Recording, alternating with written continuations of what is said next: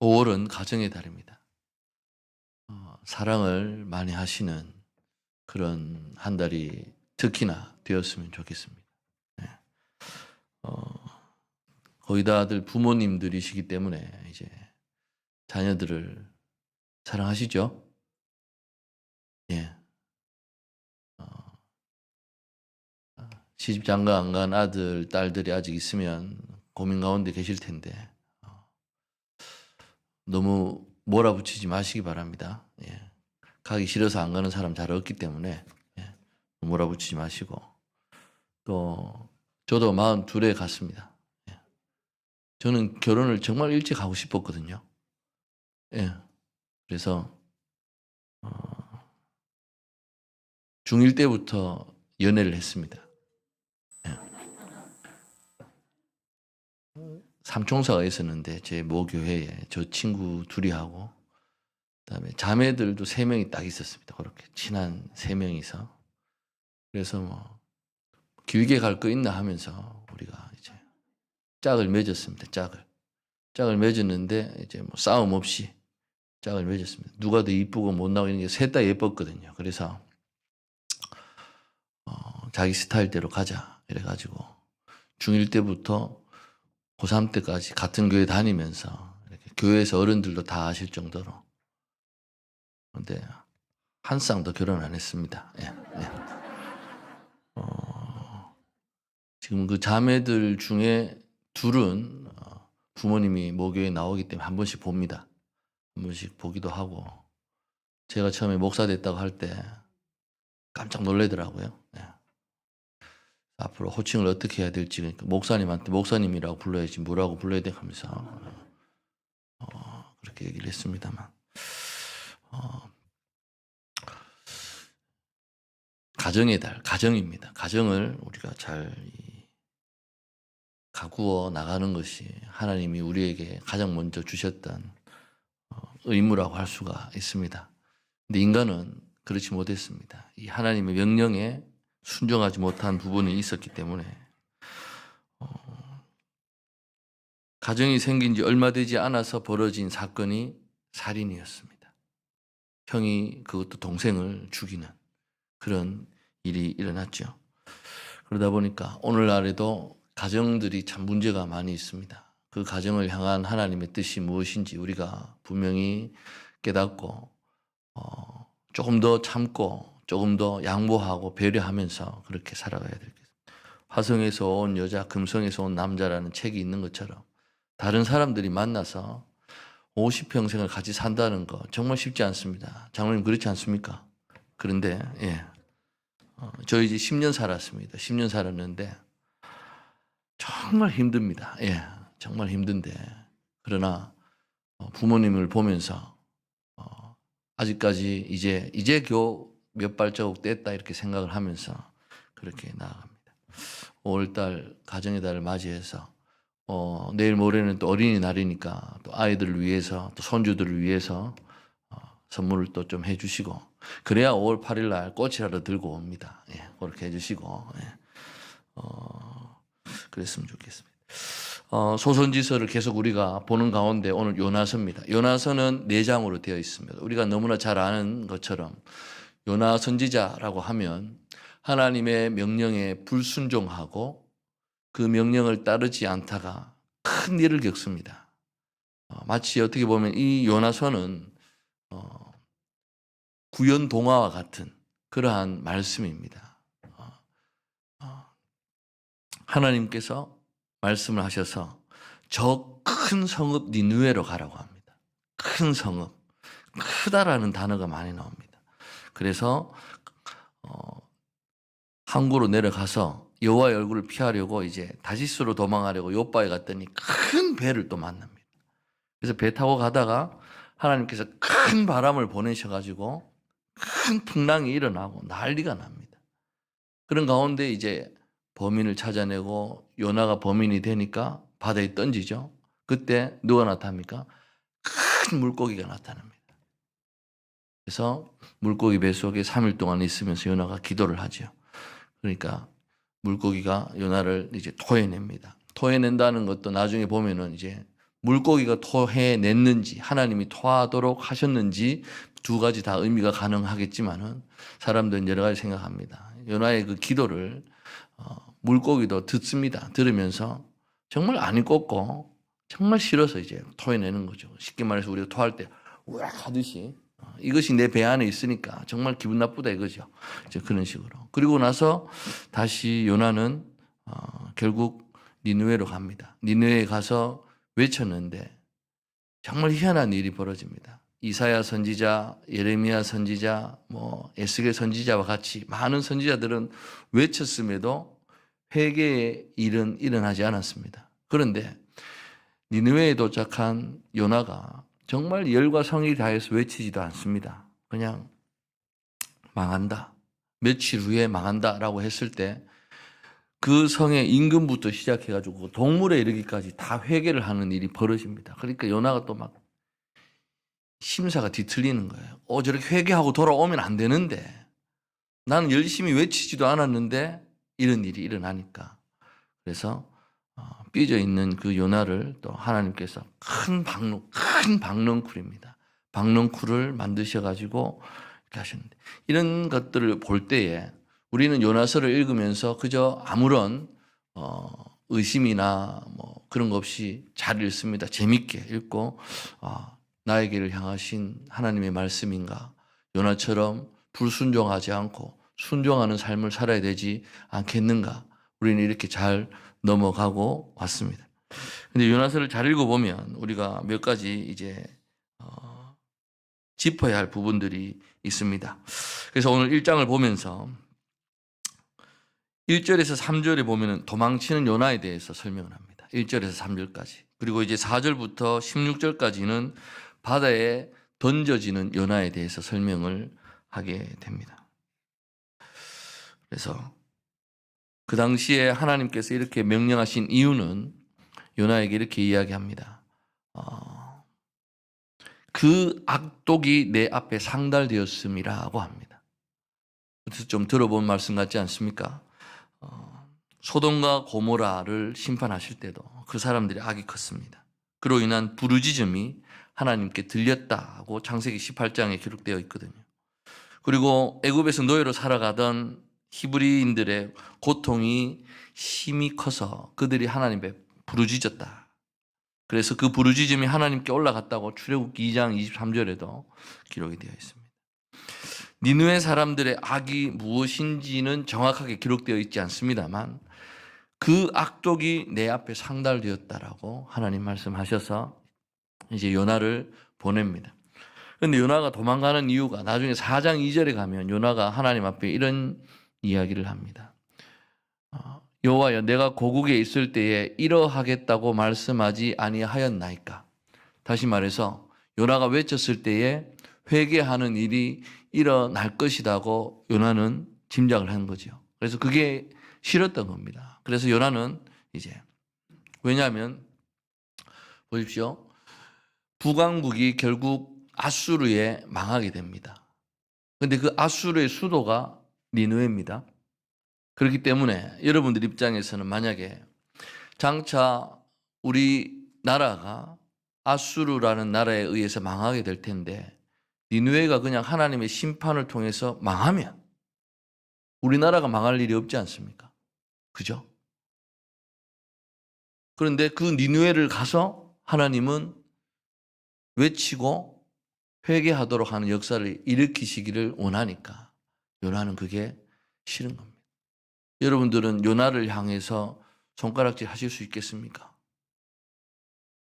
우리는 지금까지 요나를 보면 하나님 말씀에 불순종한 선지자라고 생각을 했겠습니다만 요나의 그 당시의 심정, 그 상황을 왜냐하면 다른 선지자들을 통해서 하나님께서 이제 심판 선포를 하시지 않습니까? 결국은 멸망하게 될 것이다 라고 하는데 그 가운데서 이제 니느웨를 가서 하나님의 말씀을 외치라고 하니까 요나는 가기 싫은 거죠. 내가 안 가서 그 멸망하면 우리나라가 거기서 망할 이유가 없을 것이다. 그런 생각을 한번 해보기도 합니다. 어쨌든 요나가 파견된 이유는 니느웨의 악입니다. 니느웨의 악은 니느웨 사람들이 여호와를 믿지 않았기 때문이 아닙니다. 예를 들어서 만약에 하나님께서 이 세상을 살아가는 사람들이 나를 믿지 않으므로 분노하시고 노하신다면 하나님을 그 당시에 믿었던 유대인들, 이스라엘 백성들을 제외하고는 다 죽여야 되는 게 맞습니다. 그러나 하나님께서 분노하신 것은 니느웨 안에 가득했던 폭력들입니다. 폭력들. 그래서 노아의 홍수에서도 우리가 분명히 알 수 있듯이 하나님은 이 세상에 가득한 악에 대해서 단호하십니다. 그래서 요나서를 포함해서 이방 예언들이 있습니다. 열방에 대한 예언들. 그것은 뭐냐? 하나님께서 개입하셔서 하나님의 뜻을 드러내신다고 하는 것이 어떤 예배라든지 제사라든지 절차나 규례의 문제와 같은 좁은 부분의 문제가 아니라 열방의 폭력, 정의를 행하지 않는 그러한 것에 대한 문제임을 하나님이 우리에게 가르쳐 주시고자 하는 것입니다. 한 가지 더 다룰 것은 열방 예언의 청중은 결국은 이스라엘입니다. 그러니까 그 이스라엘 주변에 있던 암몬을 비롯한 여러 이방 열방 나라들에게 하나님께서 선포하시지만은 그 선포하시는 말씀은 결국 이스라엘을 향한 그러한 말씀인 것입니다. 그런데 유독 예언자를 열방을 향해 파견하는 사례는 요나서밖에 없습니다. 물론 이사야든 예레미야든 에스겔이든 열방에 대한 심판 선포의 말씀을 했습니다. 그러나 그들이 그 나라로 파견된 적은 없었습니다. 요나만 유일하게 파견되었다고 볼 수가 있습니다. 그래서 궁극적으로는 이스라엘 청중을 향해 말하는 글, 이방 도시에 파견된 요나를 통해서 이스라엘에게 무엇을 강력하게 말씀하고 있으신가? 그것을 우리가 한번 생각해 보아야 할 것입니다. 그래서 결국 요나는 이제 요바로 내려갔고 거기서 다시스로 가는 배를 타게 됩니다. 그에게 하나님의 말씀이 임했음에도 불구하고 정반대 방향으로 가게 되는 것입니다. 니느웨에 가서 니느웨를 쳐서 전하라고 하셨지만 하나님께서 그들의 돌이키심을 보시고 재앙을 내리지 않으실 것을 요나는 미리 안 거지요. 그래서 그것을 하나님께 말씀드리기도 했다는 의미가 4장 2절에 나오는데 다른 예언자들의 경우는 하나님의 심판을 전할 때 그 사람들이 돌이키리라고 기대하지 않았습니다. 그런데 요나는 그것을 미리 알았던 것 같습니다. 그것은 4장 2절의 말씀을 보고 그런 것을 우리가 알 수 있는데요. 그렇기 때문에 이 요나 선지자가 이 말씀을 통해서 요나는 이스라엘의 대표되는 인물이 되는 것입니다. 그리고 니느웨로 대표되는 이방의 회복을 원하고 있지 않음을 볼 수가 있습니다.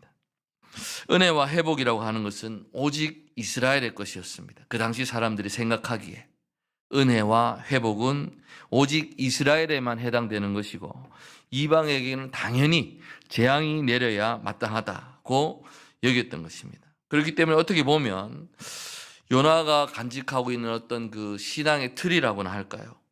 육체로서의 이스라엘과 육체로서의 이방이라고 할 수 있는데 호세아 1의 12예언서를 쭉 보면은 진정한 회개란 무엇인가를 줄기차게 증언을 하고 있습니다. 그럼에도 요나의 모습은 여전히 민족으로서의 이스라엘을 고수하고 있는 것을 보십니다.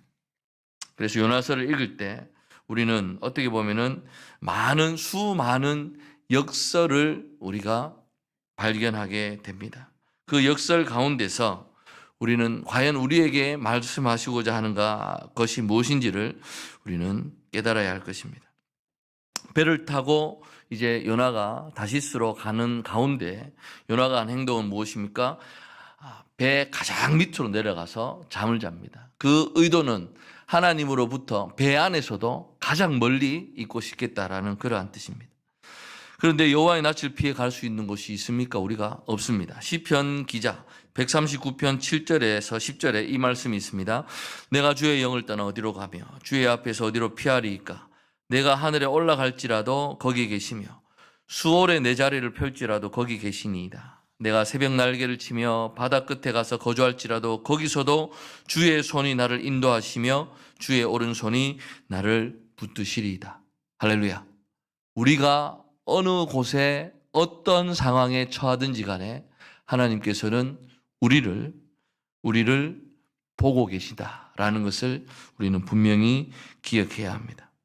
어디로 가든 하나님이 찾아내신다 라는 이러한 주제, 그것이 아모스서에서도 그렇고요, 오바댜서에서도 볼 수 있습니다. 수월에 갈지라도, 쉽게 말해 우리가 지옥에 간다고 할지라도 내가 지옥에 있는 것을 하나님이 아신다라는 것이죠.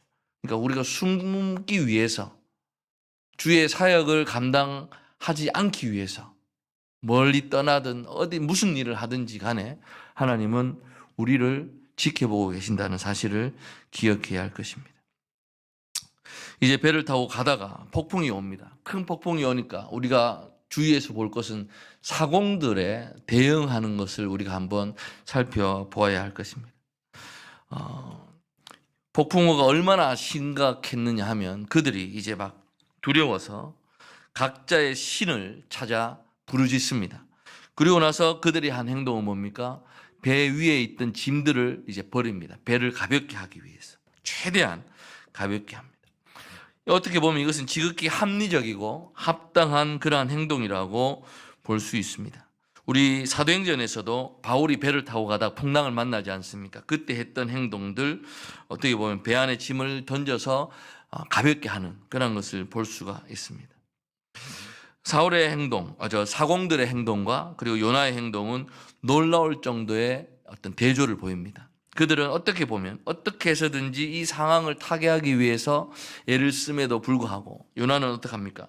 배 가장 밑바닥으로 내려갔고 거기에서 잠들어 버린 것을 볼 수 있습니다. 그래서 이제 선장이 요나를 찾아와서 깨웁니다.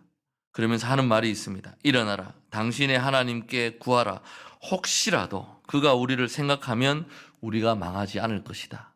이와 비슷한 구절들이 아모스서에서도 스바냐서에서도 나옵니다. 아모스 5장 15절에 선을 구하고 악을 미워할 때 하나님이 혹시라도 요셉의 남은 자를 불쌍히 여기실 수 있으리라 기록하고 있습니다. 스바냐 2장 3절에서도 하나님을 찾고 공의를 구할 때 혹시라도 하나님의 분노에서 숨겨질 수 있으리라는 그러한 권면이 예언자를 통해서 나오고 있습니다. 그렇기 때문에 이러한 세 책에 이러한 혹시라는 단어가 사용되었던 것을 볼 때 아모스나 스바냐서 같은 경우에는 예언자의 권면입니다. 아모스, 스바냐가 하는 권면인데요. 요나서에서는 그렇지 않습니다. 선장이 권면하고 있습니다. 선장이. 요나가 권면하는 것이 아니라 그 자는 사람 일어나세요. 일어나서 혹시라도 하나님이 우리를 생각하시면 망하지 않을 수 있으니까 구하라고 이야기를 합니다. 오늘 우리의 현실과 비교해 본다면 세상으로부터 등을 돌린 채 깊은 잠에 빠져 있는 한국교회를 우리는 발견할 수가 있습니다. 어떻게 보면 하나님을 알지 못하지만 자신이 해야 할 바를 바르게 행하는 이들이 교회를 깨우는 그러한 형국이라고 할 수 있습니다. 개혁주의니 칼빈주의니 하는 말들 속에서 교회는 어떻게 보면 세상이 교회보다 바를지 모른다는 그러한 여지를 염두에 두지 않습니다. 교회는 우리가 옳다라고 생각을 하면서 신앙이 없는 이들이 그리스도인들보다 바르고 정의로워서 어떻게 보면 믿음으로 말미암는 의를 운운할 때에 전혀 개의치 않는 그러한 모습을 보입니다. 그렇기 때문에 요나서와 같은 이러한 말씀을 보면서 그런 어떤 교리나 전통을 가볍게 뛰어넘으면서 우리는 요나와 배의 사공들을 대조할 수가 있습니다. 요나서의 메시지는 오늘 한국교회에 그대로 맞다고 볼 수가 있습니다. 신앙을 지니지 않는 이들보다 더 깊은 잠에 빠져서 무엇을 어찌해야 할지 모르는 교회, 그것이 바로 오늘 우리의 현실일 수도 있다는 것입니다. 이제 이런 상황에 처하게 되자 사람들이 제비뽑기를 합니다. 제비뽑기. 구약이 배경으로 하던 시대에 널리 이루어지던 어떤 결정 방법이 제비뽑기였습니다. 제비뽑기 하시죠. 우리 뭐 행운권 추첨을 하듯이 이렇게 뽑는 것을 이야기합니다만 잠언 18장 18절에 이렇게 기록하고 있습니다. 제비 뽑는 것은 다툼을 그치게 하여 강한 자 사이에 해결하게 하느니라. 다시 말해서 양자 간에 다툼이 생겼을 때에 그냥 놔두면 결국 힘이 센 사람이 이것을 쥐락펴락하게 될 것입니다. 그러나 제비를 뽑는다는 것은 무엇입니까? 어떤 힘이나 어떤 권력이나 세력이 이것을 해결하는 것이 아니라 오로지 하늘에 맡기는 것입니다. 그 말은 영향력 있는 사람의 의견이 관철되도록 하는 것이 아니라 하나님의 뜻이 이루어지도록 맡기는 방식이 바로 제비뽑기인 것입니다. 그런 점에서 우리는 제비뽑기를 생각할 때 흔히 요행이라든지 운수나 행운으로 생각하는 그런 경우가 있겠습니다만 그것이 아닙니다. 제비뽑기의 본질은 하나님께서 최종 결정자시다 라는 우리의 어떤 믿음과 우리의 신앙을 말하는 것입니다. 잠언 16장 33절에 제비는 사람이 뽑으나 모든 일을 작정하기는 여호와께 있느니라 말씀합니다. 그래서 우리는 잘 알고 있듯이 제사장들이 우림과 둠밈을 지니고 있는 건 역시 그 점을 여실히 보여주고 있습니다. 무슨 선택을 해야 할 일이 있을 때 그것을 사용했습니다. 이스라엘이 가나안 땅에 이르렀을 때 그들의 기업을 분배하지 않습니까? 그때에도 제비를 뽑았습니다. 그 역시 그들의 기업이 하나님에게서 온 것임을 의미하는 것입니다. 그리고 공동체 전체에 재앙이 임했을 경우에 제비를 뽑는 경우를 우리는 생각할 수 있습니다. 아이성 전투에서 패했을 때 이제 여호수아와 백성들이 제비를 뽑습니다. 그 제비가 결국 아간에게 가서 아간이 범죄를 저질렀음을 볼 수 있습니다. 그리고 블레셋 전투에 잡은 좋은 기회가 무산되었을 때 그 원인을 알기 위해서 제비를 뽑습니다. 그랬을 때 요나단이 원인임을 확인하기도 했습니다. 그래서 이러한 과정은 요나에게 일어난 것과 동일한 과정이라고 볼 수 있습니다. 그래서 다시스로 가는 배에 탄 사람들은 그들에게 임한 재앙의 원인을 알고 싶어서 제비를 뽑습니다. 요나가 지목이 됩니다. 그런데 우리가 한 가지 또 살펴봐야 할 것은 만약에 그렇게 되면 우리는 그 한 사람을 마녀사냥하듯이 거의 바로 저 사람 바로 던집시다 이렇게 나와야 될 텐데 사공들은 그렇게 하지 않았습니다. 무작정 요나를 공격하지 않고요. 이러한 상황이 임하게 된 원인을 묻습니다. 어떻게 해서 이렇게 됐는지 설명을 요구하죠. 그러다 보니까 요나가 대답을 합니다. 나는 히브리 사람이요 바다와 육지를 지으신 하늘의 하나님 여호와를 경외하는 자로다. 히브리 사람이 의미하는 것은 바다와 땅을 지으신 여호와 하늘의 하나님을 경외하는 자다. 그것을 강조하는 겁니다. 그러면서 바다와 육지를 지으신 하나님이라는 요나의 매우 정통적이면서 분명한 신앙 고백을 들을 수도 있습니다만 그 고백과 지금 요나의 행동은 대조되고 있는 것을 우린 또한 발견하고 있습니다. 그래서 바다에 부는 폭풍 그리고 그로 인한 위기에 처한 배, 이 재앙의 원인에 대해서 이들이 궁금해할 때에 하늘의 하나님에 대한 신앙을 고백하는 요나의 모습을 보면서 우리는 무엇을 생각할 수 있습니까? 오늘날 우리 교회의 현실을 우리가 볼 수가 있습니다. 교회는 신앙 고백을 장엄하게 되풀이하고 선언하고 있습니다. 정말 요나처럼 그렇게 대단한 신앙을 지녔다면 우리가 그에 합당하게 이 온 우주의 통치자이신 하나님을 굳게 신뢰하고 우리가 나서야 되지 않겠습니까? 그런데 우리의 입에서 나오는 이런 신앙 고백과 다르게 우리의 행동과 우리의 어떤 그런 것들도 요나처럼 대조되는 그런 모습들을 보이고 있는 것입니다. 그렇기 때문에 교회의 어떤 신앙 고백, 교회의 행동은 부합되지 않는다는 것을 우리는 잘 알고 있습니다. 그럼에도 불구하고 교회는 어떤 위기에 처한 이 세상을 향해서 모범 답안이기라도 한 것처럼 교회를 자꾸 얘기하면서 장엄하고도 엄숙한 신앙 고백만을 내세우고 있는 그런 모습을 우리는 볼 때가 있습니다.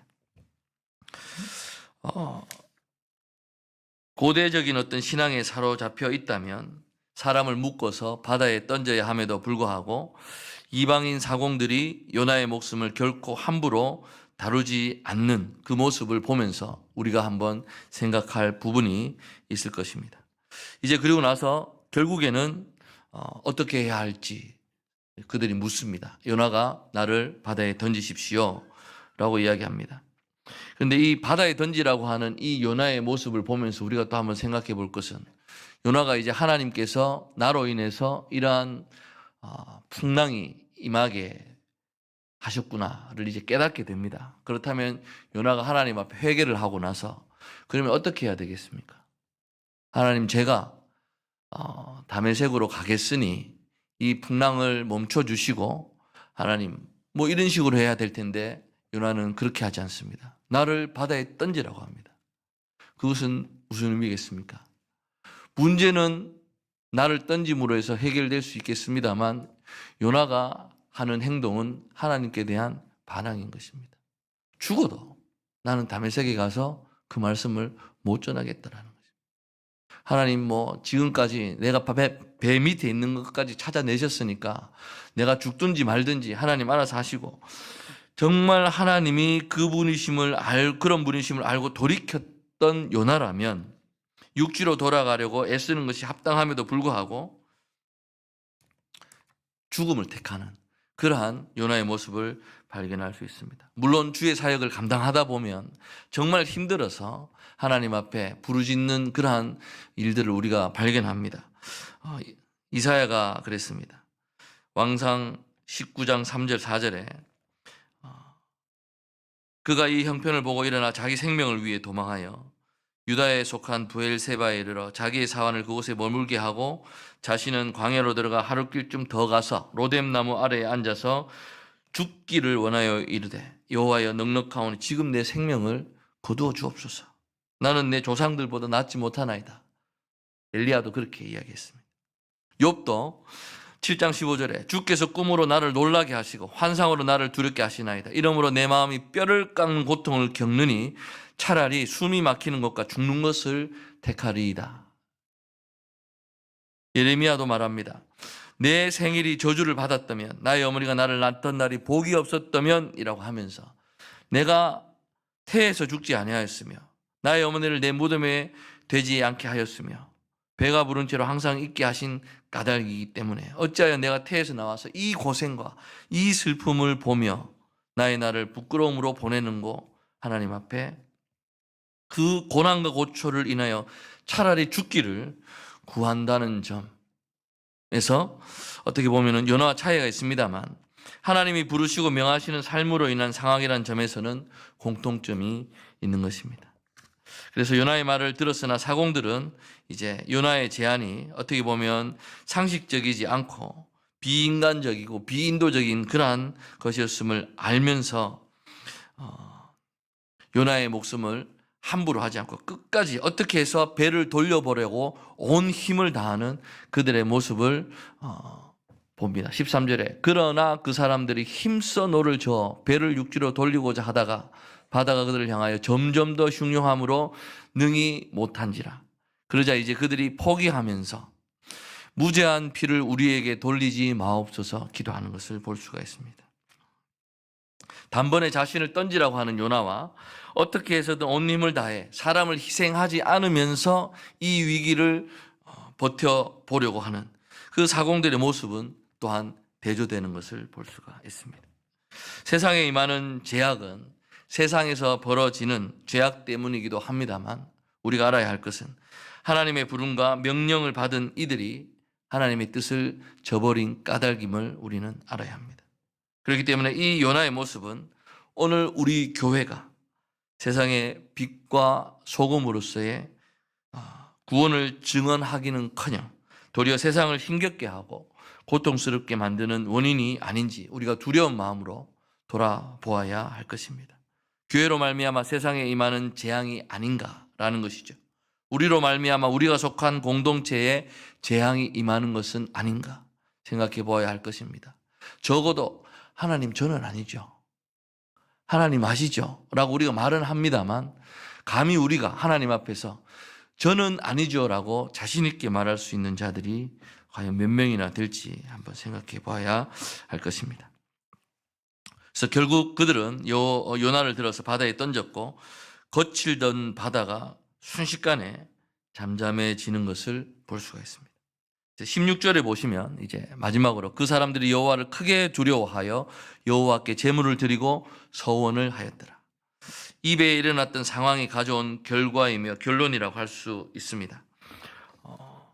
그들은 여호와를 큰 두려움으로 두려워했다고 했습니다.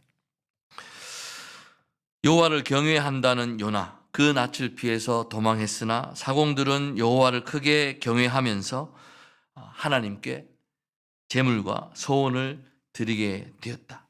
물론 이런 표현이 있다고 해서 그들이 무슨 개종을 했다든지 회심했다는 식으로 생각할 필요는 없습니다. 요나서는 이방인 사공들의 그 변화를 보여주면서 이 사건은 앞으로 이제 니느웨가 장차 일어날 일을 미리 보여주는 것이라고 할 수가 있는 것입니다. 말씀을 정리하겠습니다. 요나서 1장 말씀은 합력해서 선이 되게 하시는 하나님을 드러내기도 하시지만 요나의 모습이 얼마나 편협하고 졸렬한지 위험한지 드러내고 있습니다. 그로 인해 아무런 문제가 없었을 다시스행 배가 큰 위험에 빠지게 됩니다. 사공들은 원치 않았음에도 자신들과 배 전체의 안전을 위해서 한 사람을 던져야 하는 그러한 일을 겪게 됩니다. 고대나 현대나 다수의 안전을 위해서 소수를 희생시키는 일은 합당하지도 당연하지도 않습니다. 그로 인한 두려움과 떨림을 이 사공들이 요나를 던지기 전에 드렸던 그 기도, 그리고 던지고 나서 잠잠해진 후에 여호와를 크게 두려워하며 서원했다는 그러한 언급에서 짐작할 수가 있습니다. 그래서 요나의 고백을 통해서 사공들로 하여금 여호와를 알게 하시지만 우리는 사공들의 신중함 또는 사려 깊음에 비해서 요나가 보였던 그 무책임함을 반드시 짚고 넘어가야 할 것입니다. 그 무책임함을 더욱 두드러지게 만드는 것이 뭐냐 하면 요나의 신앙 고백입니다. 신앙 고백은 정말 신앙 고백답게 나는 히브리 사람으로서 온 세상을 창조하신 하나님을 믿는 사람입니다라고 자신 있게 신앙 고백하는 요나의 모습이지만 그만큼 요나의 무책임함은 더 커져 보인다는 것입니다. 예수님도 물론 풍랑을 만났을 때 배에서 주무셨습니다. 그러나 그것에 비교될 수 없는 것이고요. 하나님의 낯을 떠나 부정하면서 도망가면서 입술로만 온 바다를 만드신 하나님을 고백한 요나일 뿐임을 우리는 기억해야 합니다. 오늘 교회는 그리스도인들의 어떤 무책임하고 이기적인 행동 그리고 언행에 불구하고 그들의 입에서 나오는 선포를 통해서 하나님이 역사하신다. 여전히 공공연하게 이야기를 하고 있습니다. 맞습니다. 우리들의 선포를 통해서 하나님은 역사하시고 일을 하십니다만 그러나 그 선포를 통해 하나님이 세상에 알려지는 것은 하나님의 하시는 일 또는 그리스도인들의 편협함, 이기적인 행동 그 자체로서는 우리가 비판받고 고발되어야 한다는 것입니다. 요나서는 결코 요나의 행동을 정당화하지 않습니다. 요나가 이방인 사공에 비해 얼마나 편협하고 어리석은지를 그대로 드러내고 있습니다. 오늘 말씀을 묵상하시면서 과연 내가 요나가 아닌가를 한번 생각해 보아야 할 것입니다. 하나님께서 나에게 어떤 사역을 하라고 명령하셨습니다. 그럼에도 불구하고 거기에 순종하지 않는 나의 모습은 있지 않은가 돌아보아야 할 것이고요. 그러나 또 명령에 순종하며 열심히 살아간다고 하는 가운데서도 과연 나는 어떤 허황된 신앙 고백에 젖어서 살아가고 있지는 않는지 나의 이 무책임함이 드러나는 그러한 내 삶의 모습은 아닌지를 우리가 한번 돌아보는 귀한 시간이 되었으면 좋겠습니다. 그래야 말씀을 집중해서 읽으시는 가운데 하나님께서 우리에게 원하시는 바를 깨닫는 저와 여러분 되시길 간절히 소망합니다. 기도하겠습니다.